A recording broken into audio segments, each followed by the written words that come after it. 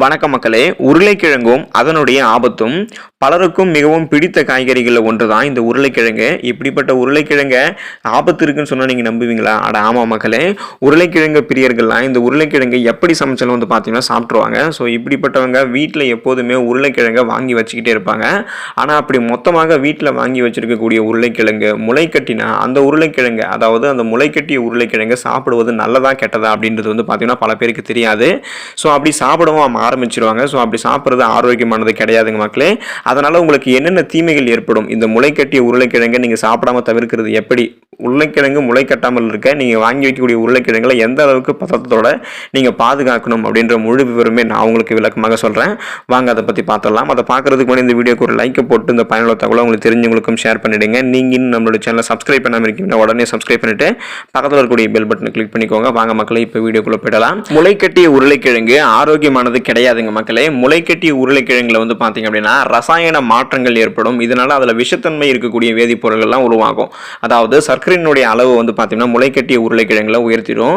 முளைக்கட்டிய உருளைக்கிழங்குல இருக்கக்கூடிய ஸ்டார்ச் சர்க்கரையாக மாற்றப்படுகிறது. மேலும் நன்கு முற்றிய உருளைக்கிழங்கு பார்த்தீங்கன்னா மென்மையாக இருப்பதற்கு அதில் இருக்கக்கூடிய கார்போஹைட்ரேட் சர்க்கரையாக மாற்றமடைந்திருக்கிறது தான் காரணம்.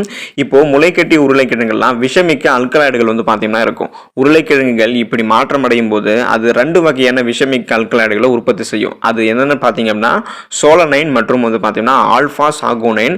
இந்த சோலனைன் அப்படின்னு சொல்றது மிகவும் விஷமிக்க ஒரு வேதிப்பொருளாக இருக்கு. இது நீங்கள் கொஞ்சமாகவே, இந்த சோலனைன் இருக்கக்கூடிய முளைக்கட்டிய உருளைக்கிழங்கு நீங்கள் கொஞ்சமாகவே சாப்பிட்டாலே இது உங்களுடைய உயிருக்கு பார்த்தீங்கன்னா ஆபத்து. இதனால பல தீவிர விளைவுகளை பார்த்தீங்கன்னா நீங்கள் சந்திக்க நேரிடும்.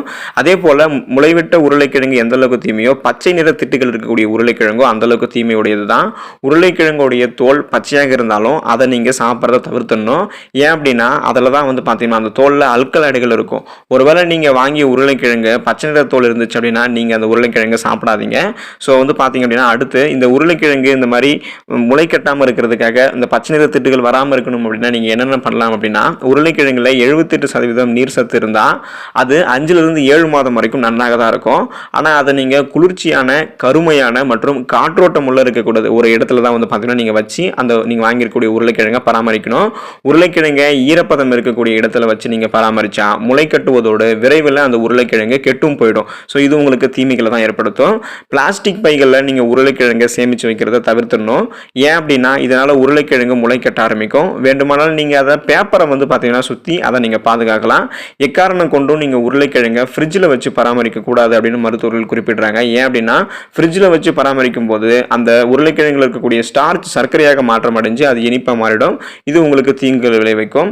ஏன் நீங்கள் உருளைக்கிழங்கை மொத்தமாக வாங்கி முளை கட்டுற அளவுக்கு வரைக்குமே நீங்கள் வீட்டில் வச்சுருக்கீங்க, அதை நீங்கள் கொஞ்சமாக வாங்கி அப்பப்போ சமைச்சு சாப்பிட்டாலே எதற்கு இந்த மாதிரி ஒரு பிரச்சனையெல்லாம் உங்களுக்கு வரப்போகுது.